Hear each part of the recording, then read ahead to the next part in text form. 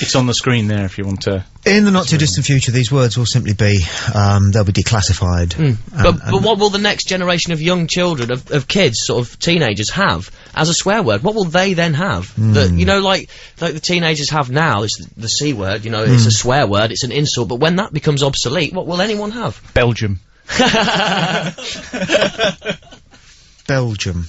Which, of course, is the word that had to be replaced in the, Hitchhiker's Guide to the Galaxy in America. Why is that? Because there's a section there, and I'm pretty sure it uses the F word, and the American publishers refused to publish it with the F word in it. Right, so they fuck. Yeah, so they let Douglas Adams say fuck. That's right. Hitler's Hitchhiker's Guide. That's right. So they replaced that. It was either Hitchhikers or Dirk Gently's, one of the two. Yeah. So they had to. So he replaced it with the word Belgium.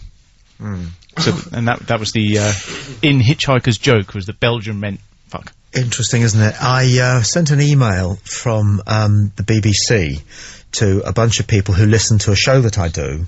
And one of the things, because what I do is I send them an email before the show starts asking for contributions about the things that we're going to be talking about. And it's quite nice to have some emails before you go on air reacting to the kind of things that you're going to be talking about.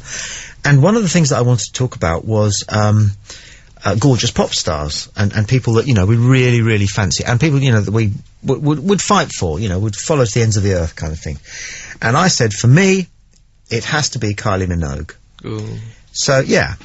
Anyway, I then, as I always do, spell-checked it very quickly, you know, and wherever it said change, I changed, because you do, don't you? Because they're right, you're wrong. So I just changed, and sent it off to several hundred people. Only to discover, when they started emailing me back, that spell checker did not recognise Minogue and had suggested instead Minge. I know.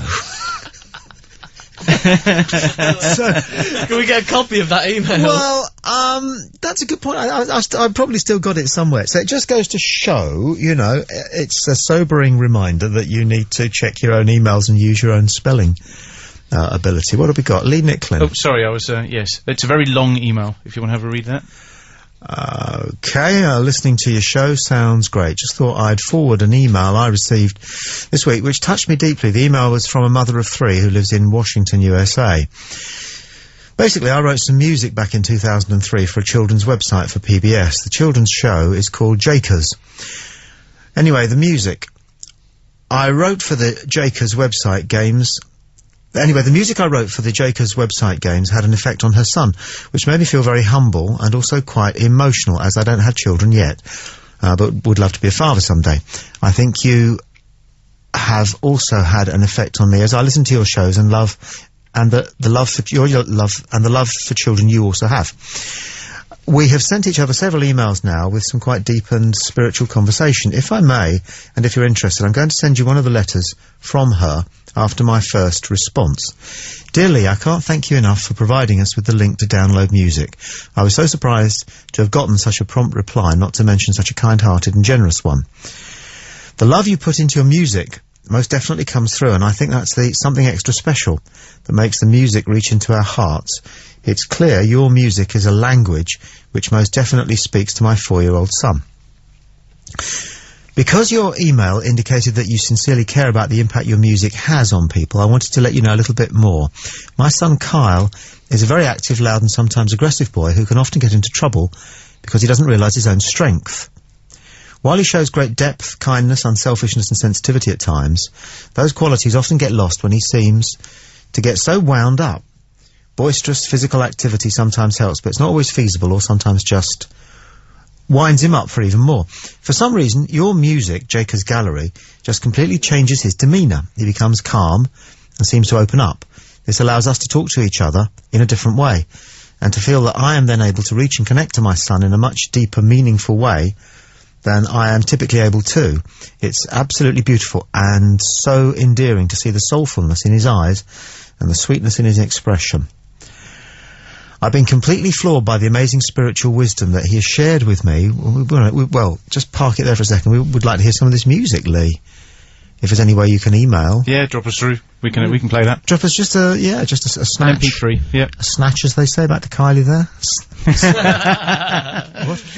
That's how the mind works, isn't it? All these associated things. Sorry, we've been talking for the last couple of minutes. I'm still thinking Kylie. Still thinking Kylie, I know. I also wanted to inform you, she goes on in her email to you, that I sent Jennifer Cable of PBS Kids an email to let her know that I was able to contact you and we were able to download the music as a result. I also commented that I wanted her to be aware of the kind, talented, professional individual they have to produce the music, and that I hoped to continue to utilise your services in the future because I believe your music really speaks to children as well as adults. Brilliant. Lee, if you are logged on, and you can, get us a little email of I don't know, half a tune would be good, wouldn't it? Or a whole tune would be good. Would be nice. And whilst I think of that, Jason, who I believe might be logged on, although I saw on Skype earlier today that he's working through the night. Jason's the guy who put together the soundboard for Ronnie Corbett, which we just began playing with last week. I was telling James about that earlier, about the final. What's the biggest cock you've ever had? It's funny hearing things like that coming from Ronnie Corbett, because you assume that Ronnie is, would never use such a notion. Yeah, it's great. So, Jason, if you're listening, if you could email something to us that you've emailed before, which was just a little taster of a human zoo thing that you were thinking of phoning in, which was Anthony Worrell Thompson. Because Jason is a pretty good impressionist, and his Anthony Worrell Thompson is sufficiently cruel to be funny, regardless of the because why do all normal people want to smash in the faces of all television chefs? I don't know. Because they're just patronising and annoying. I just find them so annoying. Gary Rhodes is annoying. Rhodes is anal, isn't he, really? Gary Rhodes is just... Are you a good cook, though? No. Yeah, I'm pretty good, yeah. Yeah, right. Yeah. I think a lot of people, like, men, I mean, I can cook myself, I'm not amazing, but I think a lot of men look at them and think, wow, they can cook really well, I bet my wife would love it if I could cook that well, and it's like jealousy sort of thing. I don't know. I know that none of them like football. And that's always a starting point for suspicion with me. Yes, it is. But Ainsley Harriott knows nothing about football, but he probably pretends he's Arsenal. which is even worse, isn't it? Do you know what I mean? Yeah.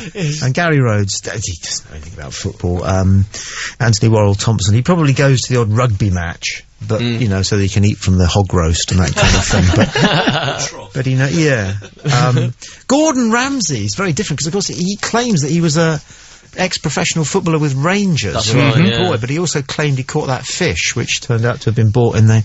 Did you see that? That was one of the... Yes, that's right. They're going on about television programmes being recently, honest, and Gordon Ramsay came out of the sea with this poor fish flapping on a spear, and he said something like, "I feel like the fucking SAS," or something. Yeah. Because he swears all the time, doesn't he? Yeah. And it turned out that he didn't catch it.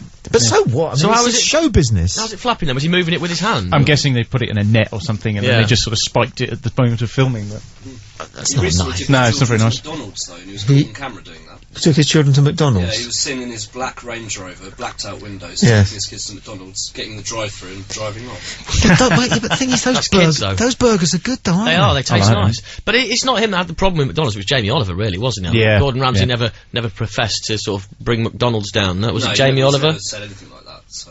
And that Morgan Spearlock who did, what was it called? The film, where he ate McDonald's, nothing but McDonald's for 30 days.